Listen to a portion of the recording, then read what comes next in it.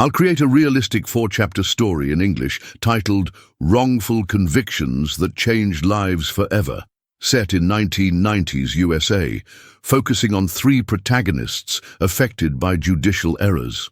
Each chapter will be approximately 1,100 words, with a coherent narrative progression and authentic dialogue. Here's the complete story. Us, Wrongful Convictions That Changed Lives Forever. Chapter 1. Marcus Washington stared at the concrete walls of his cell, the same walls he'd been looking at for 8 years. Outside, autumn was turning the leaves of Massachusetts golden, but all he could see was the small rectangle of sky through his barred window. The year was 1997, and for Marcus, time had stopped in 1989 when 12 jurors unanimously declared him guilty of a murder he didn't commit. "Washington Mail," a guard announced, sliding an envelope through the slot. Marcus recognized the handwriting immediately. Claire Donovan, the public defender who had recently taken an interest in his case. The letter contained news that made his hands tremble. "DNA testing has advanced significantly since your trial," Claire wrote. "The Innocence Project is willing to examine your case. I need to meet with you as soon as possible." Marcus had maintained his innocence from the moment police knocked on his door in Roxbury, a predominantly black neighborhood in Boston. The murder victim, a white college student named Jennifer Wilkins, had been found strangled in an alley 3 blocks from his apartment. The prosecution built their case on a partial fingerprint, an eyewitness who claimed to see a tall black man fleeing the scene, and Marcus's previous minor drug offense. It was enough for the jury.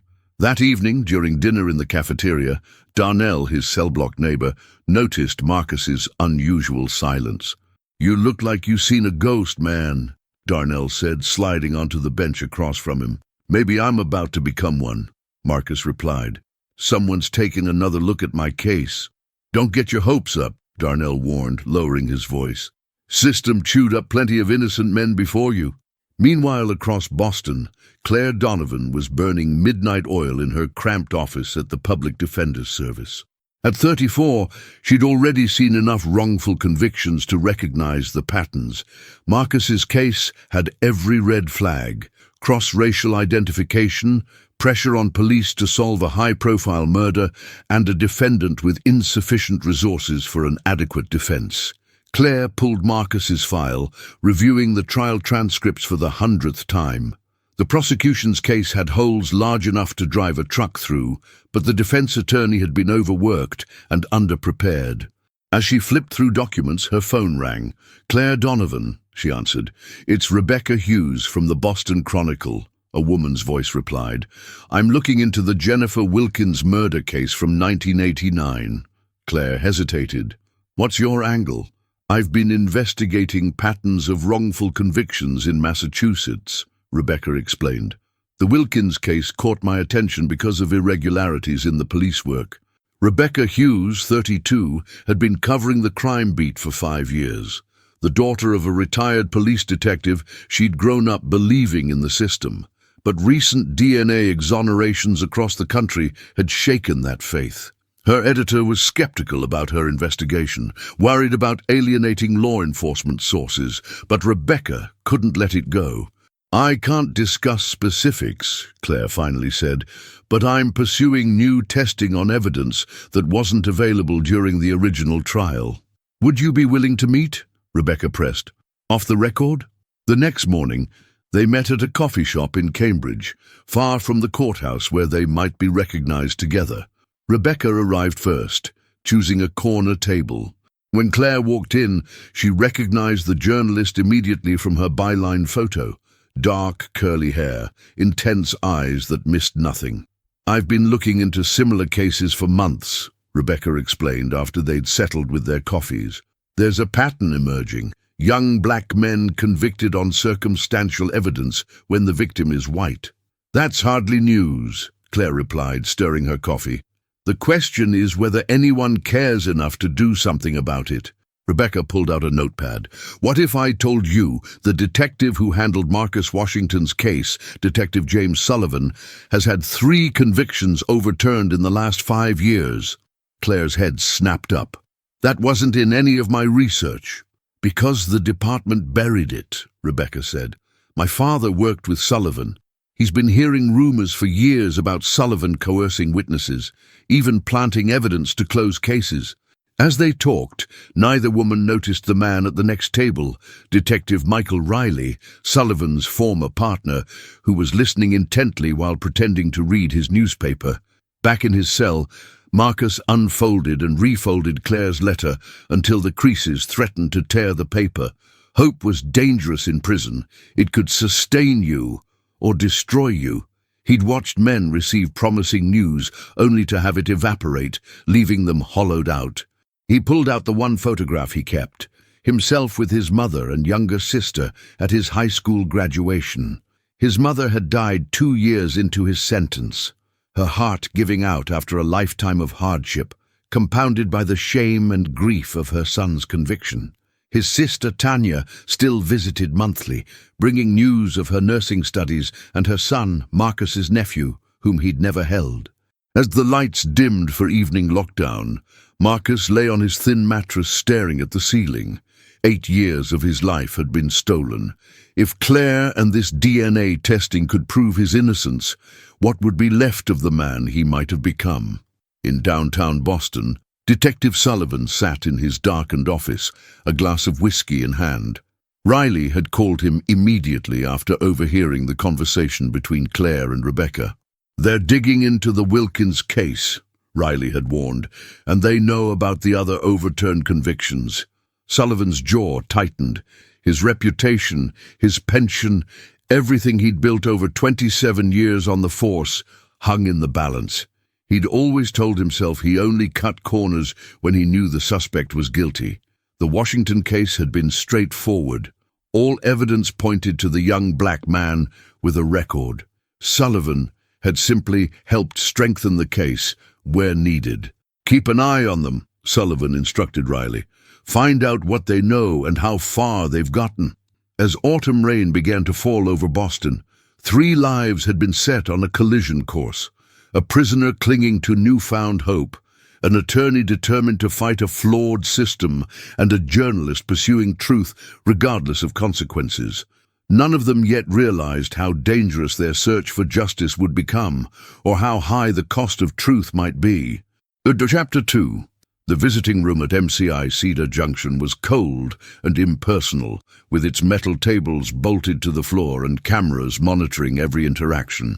Claire sat across from Marcus, noting how prison had aged him beyond his 35 years.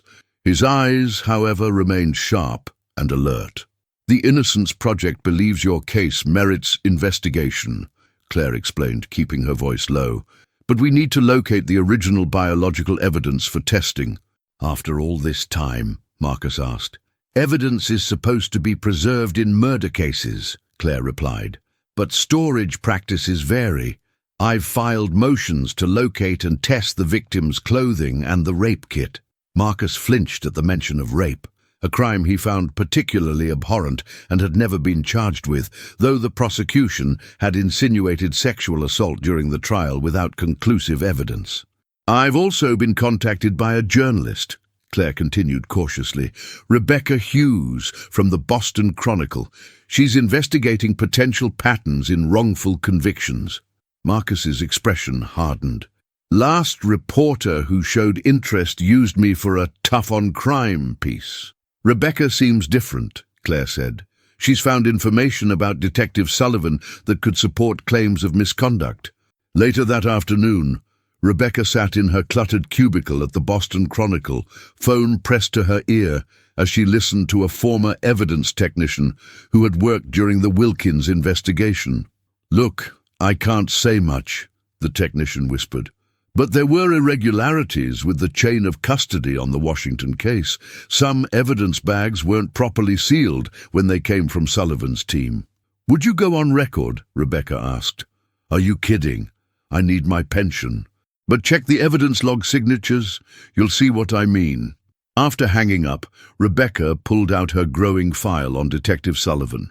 3 cases overturned, all with similar patterns. Key evidence collected or processed exclusively by Sullivan.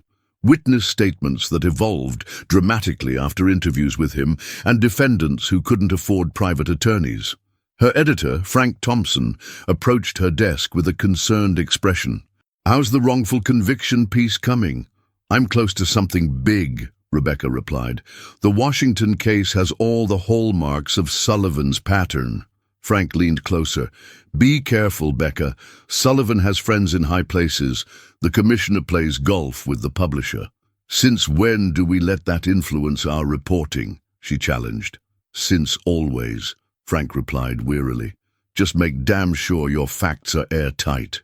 Rebecca nodded, but her mind was already racing ahead to her next steps. She needed to speak with Marcus Washington directly, to hear his account of the investigation and trial.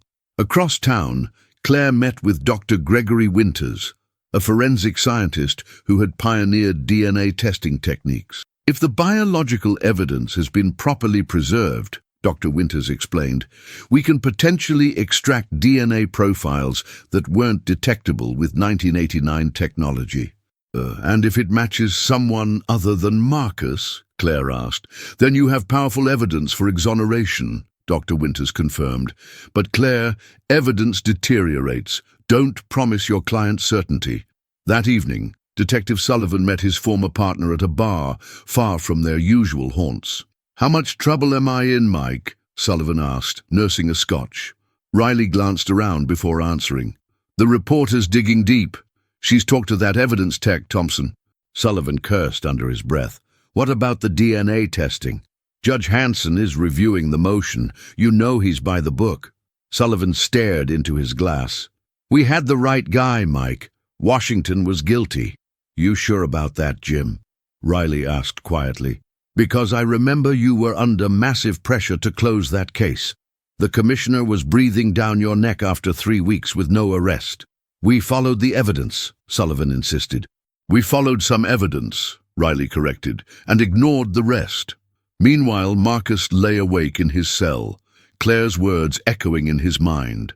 For years, he'd protected himself by expecting nothing, but now hope had cracked open that armor. He thought about his sister Tanya and her son Jason, now 8 years old. If he were exonerated, could he build a relationship with the boy? Could he find work? Would anyone hire an ex-con, innocent or not? The next morning, Judge Hanson granted Claire's motion for DNA testing. When she called to give Marcus the news, she could hear the controlled emotion in his voice. "How long will it take?" he asked. "Weeks, maybe months," Claire answered honestly. "First, they have to locate all the evidence, then testing, then analysis." "I've done 8 years," Marcus said. "I can do a few more months." Rebecca received approval to interview Marcus the following week. As she prepared, she dove deeper into the case files, discovering that the eyewitness who identified Marcus had initially described the suspect as 5'8" to 5'10", with a medium build. Marcus stood 6'3" and was notably thin. Only after 3 interviews with Sullivan did the witness's description evolve to match Marcus. What Rebecca didn't know was that Detective Sullivan had already begun his own counter-investigation. He'd pulled Rebecca's phone records through a contact at the phone company and was compiling information on everyone she'd spoken with. He'd also reached out to Judge Hanson, an old friend, to express concerns about potential contamination of evidence if storage containers were opened after so many years. As autumn deepened, the 3 protagonists moved toward an inevitable collision. Claire filed additional motions to ensure proper handling of the evidence. Rebecca investigated Sullivan's history of misconduct, building a case that extended beyond Marcus Washington. And Marcus himself began to imagine a life outside prison walls for the first time in 8 years, even as he guarded against the crushing disappointment of false hope. None of them realized that Detective Sullivan had started calling in favors from colleagues who owed him, determined to protect his reputation and pension at all costs. The pursuit of justice was becoming increasingly dangerous, with more than Marcus's freedom at stake. Chapter 3. Rebecca Hughes sat across from Marcus Washington in the prison visiting room, struck by the dignified calm he maintained despite his circumstances. She'd interviewed countless inmates who proclaimed their innocence, but something about Marcus's measured responses resonated with authenticity. "I worked nights at the hospital cleaning service," Marcus explained, describing the evening of Jennifer Wilkins's murder. "My supervisor confirmed I clocked in at 10 p.m. and out at 6 a.m. The murder happened around midnight." "But your attorney didn't call your supervisor to testify?" Rebecca asked, scribbling notes. "He tried. 2 days before trial, my supervisor was suddenly unsure about the time card. After talking with Detective Sullivan, Marcus's expression remained neutral, but his eyes hardened. By trial, he testified that time cards were often inaccurate and employees clocked in for each other. After the interview, Rebecca drove directly to Boston General Hospital. The supervisor had long since moved on, but hospital records might still exist. The Human Resources Director was initially reluctant to help. "These records are over 8 years old," she explained, "and employee records are confidential." "I'm not asking for personal information," Rebecca countered, "just confirmation of clock-in procedures in 1989 and whether time cards were preserved." Eventually, the director relented, explaining that while paper time cards weren't kept, the hospital had transferred employment records to a digital system 5 years earlier. "I can check if Marcus Washington's records were included in the digitization." Meanwhile, Claire received devastating news from the evidence clerk at the Suffolk County Courthouse. "Some of the evidence is missing," the clerk admitted. "The victim's clothing is here, but the rape kit and fingernail scrapings were checked out in 1990 by Detective Sullivan and never returned." "That's impossible," Claire protested. "Evidence in a murder case can't just disappear." "I'm just telling you what the log shows," the clerk replied defensively. "It happens more than you'd think."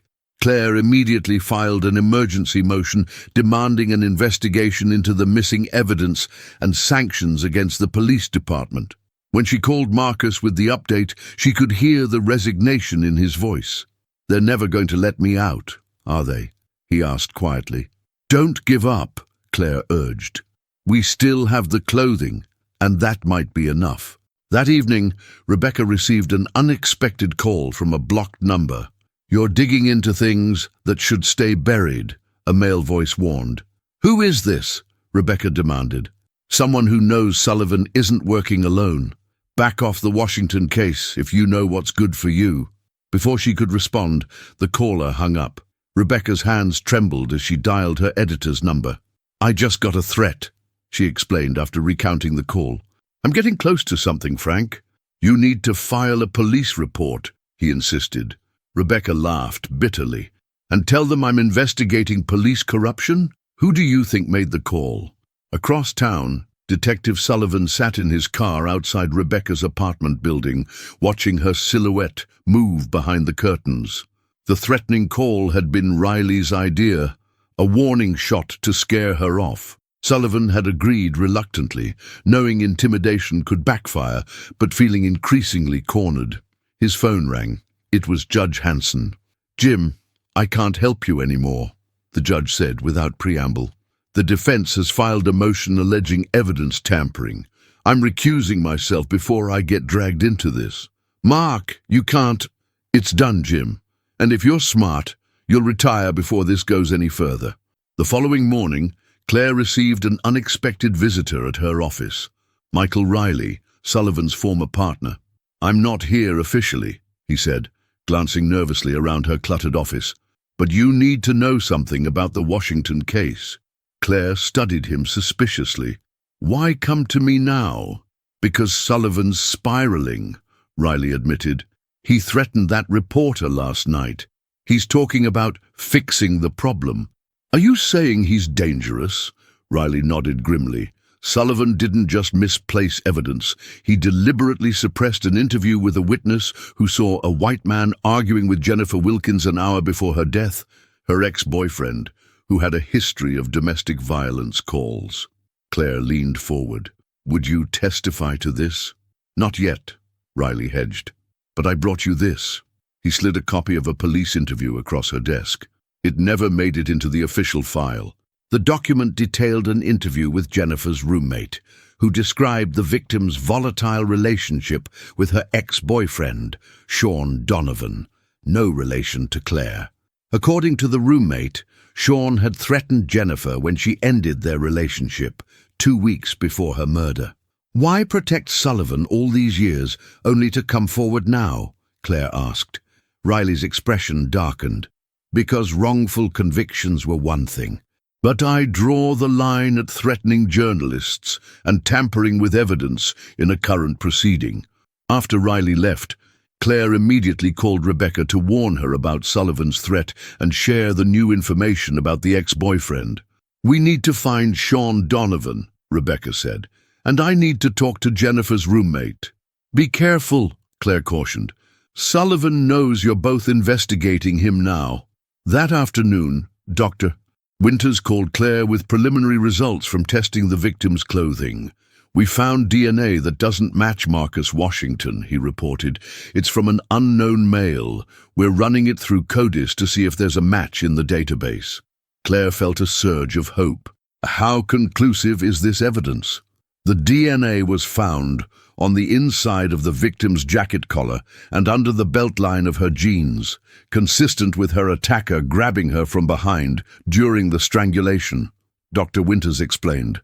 "It strongly suggests the killer was someone other than Washington." Marcus received the news with cautious optimism during Claire's next visit. "What happens now?" he asked. "We've filed a motion for a new trial based on the DNA evidence and the suppressed witness statement," Claire explained. "The DA's office will fight it, claiming the DNA could have come from contamination or innocent contact." "And Sean Donovan?" "Rebecca tracked him to New Hampshire. He's working construction there. She's driving up tomorrow to try to interview him." What Claire didn't tell Marcus was that Rebecca had received another threat. This time, a dead rat left on her car windshield with a note reading, "Rats die." Rebecca had finally filed a police report, but requested it be handled by the state police rather than Boston PD. That night, Sullivan showed up at Riley's apartment, clearly intoxicated. "You went to the defense attorney," he accused, pushing his way inside, "after 20 years as partners." "Jim, you need to turn yourself in," Riley urged. "Work out a deal before this gets worse." Sullivan laughed bitterly. "Worse? I'm looking at losing my pension, possibly prison time. How does it get worse?" "By adding witness intimidation and threatening a journalist to the charges," Riley answered. "I know about the call and the rat, Jim. That's crossing a line." Sullivan's face contorted with rage. "You self-righteous bastard. You were there for every case. You signed off on every report." "Yeah, and I have to live with that," Riley admitted, "but I never planted evidence or threatened witnesses." As autumn turned toward winter, tensions escalated. Rebecca drove to New Hampshire, unaware that Sullivan had followed her. Claire prepared for a hearing on the motion for a new trial, gathering affidavits and expert testimony. And Marcus waited in his cell, caught between hope and the crushing weight of experience in a system that had already failed him once. The truth was finally emerging, but the cost of that truth, and who would pay it, remained to be seen. Chapter 4. A light snow fell over Boston as Claire entered the courthouse for the hearing on Marcus's motion for a new trial. 8 years, 3 months, and 16 days after his wrongful conviction, the system that had failed him would decide whether to acknowledge its mistake. District Attorney William Patterson had initially resisted the motion, but the mounting evidence had forced him to reconsider. The DNA results, the suppressed witness statements, and most damning of all, Detective Sullivan's increasingly erratic behavior had created a public relations nightmare. Inside the courtroom, Marcus sat at the defense table in his prison uniform, his sister Tanya directly behind him in the gallery. Claire noted how he maintained his dignity despite the dehumanizing circumstances, back straight, eyes forward. Judge Eleanor Martinez, who had taken over the case after Judge Hanson's recusal, called the court to order. This hearing will determine whether Marcus Washington will receive a new trial based on newly discovered evidence and allegations of police misconduct. Claire's presentation was methodical and devastating. She introduced the DNA evidence, showing conclusively that genetic material found on the victim belonged to someone other than Marcus. She presented the suppressed witness statements about Jennifer's ex-boyfriend, Sean Donovan. Finally, she called her surprise witness, Detective Michael Riley. As Sullivan watched from the back of the courtroom, his former partner took the stand and systematically dismantled the case against Marcus Washington. Detective Sullivan was under intense pressure to close the case, Riley testified. The victim was white, from a prominent family. When the evidence pointed toward her ex-boyfriend, Sullivan ignored it because Donovan's father was a major donor to the Police Benevolent Association. And did Detective Sullivan fabricate evidence against Mr. Washington? Claire asked. Riley hesitated, aware of Sullivan's glare. He emphasized evidence that supported his theory and discarded anything that didn't. The partial fingerprint was from a public bus that both Washington and the victim had ridden, not from the crime scene, as Sullivan implied to the jury. D.A. Patterson, seeing the case crumbling, called for a recess to confer with his team. In the hallway, he approached Claire. "We're prepared to agree to vacate the conviction," he offered, "but we want to retain the right to retry him." "Absolutely not," Claire countered. "The evidence clearly points to his innocence. I want a full exoneration and acknowledgement of the misconduct that stole 8 years of his life." While they negotiated, Rebecca was making her way back from New Hampshire, where she'd finally interviewed Sean Donovan. Initially hostile, Donovan had eventually broken down and confessed that he'd fought with Jennifer the night of her murder. "I didn't kill her," he'd insisted, "but I saw her that night. We argued about her new boyfriend. I grabbed her arm. That's probably how my DNA got on her clothes. But she was alive when I left her, I swear." Rebecca had recorded the entire conversation. As she drove back toward Boston through the thickening snow, she didn't notice the sedan following her until it suddenly accelerated, ramming her car from behind on a deserted stretch of highway. Her car skidded, hitting the guardrail before spinning across the road. The sedan pulled alongside, and Rebecca recognized Sullivan behind the wheel, his face contorted with rage. He rammed her car again, pushing it toward the steep embankment. Desperately, Rebecca stomped on the accelerator, pulling ahead just enough to avoid being forced off the road. She fumbled for her phone, dialing 911 as Sullivan continued his pursuit. "Officer in pursuit of drunk driver," Sullivan was reporting on his own radio, creating a cover story for his actions. "Route 93 northbound, mile marker 24. Back in the courtroom, the hearing resumed, with D.A. Patterson announcing his decision. "In light of the new evidence, the Commonwealth moves to vacate Marcus Washington's conviction and dismiss all charges with prejudice," he stated formally. "The state acknowledges that a grave miscarriage of justice has occurred." Judge Martinez looked directly at Marcus. "Mr. Washington, this court finds that you have been wrongfully imprisoned for a crime you did not commit. Your conviction is vacated, all charges are dismissed, and you are to be released immediately." The gallery erupted in subdued applause. Tanya sobbed openly, clutching her brother's shoulder. Marcus himself sat perfectly still, as if afraid the moment would dissolve if he moved. "What happens now?" he asked Claire quietly. "Now you go home," she answered, her own voice thick with emotion. "And tomorrow we start discussing your civil suit against the city and the police department." As court officers prepared the paperwork for Marcus's release, Claire's phone rang. It was the state police. "Ms. Donovan, this is Sergeant Wells. Rebecca Hughes has been in an accident. She says Detective Sullivan deliberately ran her off the road." Claire's blood ran cold. "Is she okay?" "Shaken up but not seriously injured. We've apprehended Sullivan." "Ms. Hughes had her encounter with Donovan recorded, and apparently Sullivan followed her from New Hampshire." 2 hours later, Marcus Washington walked out of the courthouse, a free man, blinking in the bright winter sunlight. The press had gathered. alerted by Rebecca's editor when the state police called about her accident. "Mr. Washington, how does it feel to be exonerated after 8 years?" a reporter called out.